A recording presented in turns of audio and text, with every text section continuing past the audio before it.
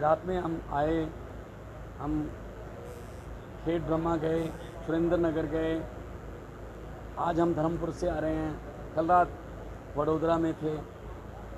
चाहे वो शहरी एरिया है, चाहे वो गांव का एरिया है, लोगों का अपने आप घर से निकलना, इतनी बड़ी संख्या में निकलना, ये बदलाव के संकेत हैं। गुजरात के लोग एक नई कहानी लिख रहे हैं इस बार।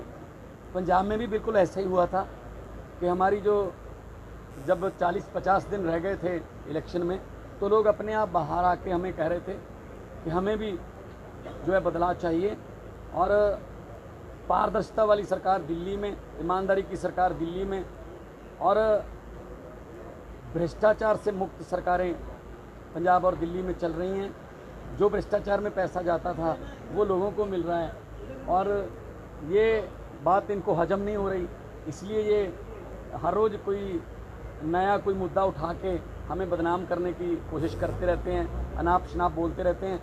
हम स्कूलों की बात करते हैं, हम अस्पतालों की बात करते हैं, हम बिजली की इंफ्रास्ट्रक्चर की बात करते हैं, लेकिन ये एक दूसरे को बांटने की बात करते हैं। मैं तो यही कहूँगा कि राजनीति में अगर आना है तो केजरीवाल की तरह कर असूलों की बात, और राजनीति में अगर रहना है तो केजरीवाल की तरह कर अस्पताल और स्कूलों की बात।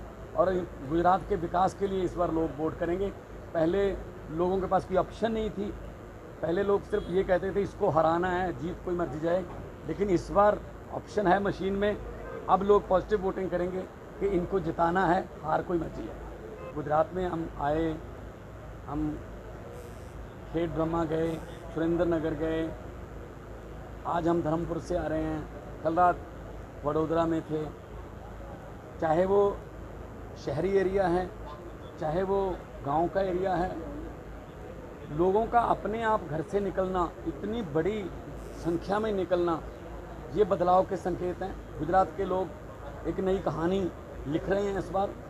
पंजाब में भी बिल्कुल ऐसा ही हुआ था कि हमारी जब 40-50 दिन रह गए थे इलेक्शन में, तो लोग अपने आप बाहर आके हमें कह रहे थे कि हमें भी जो है बदलाव चाहिए और पारदर्शिता वाली सरकार दिल्ली में, ईमानदारी की सरकार दिल्ली में और भ्रष्टाचार से मुक्त सरकारें पंजाब और दिल्ली में चल रही हैं।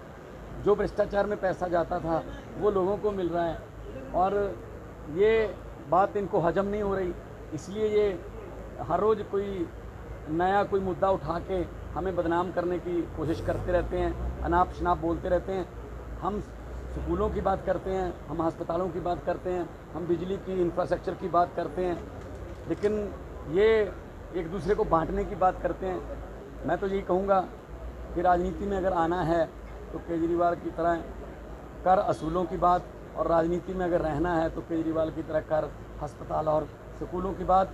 और गुजरात के विकास के लिए इस बार लोग वोट करेंगे।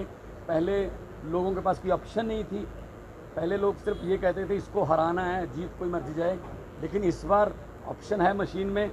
अब लोग पॉजिटिव वोटिंग करेंगे कि इनको जिताना है, हार कोई मर्जी है।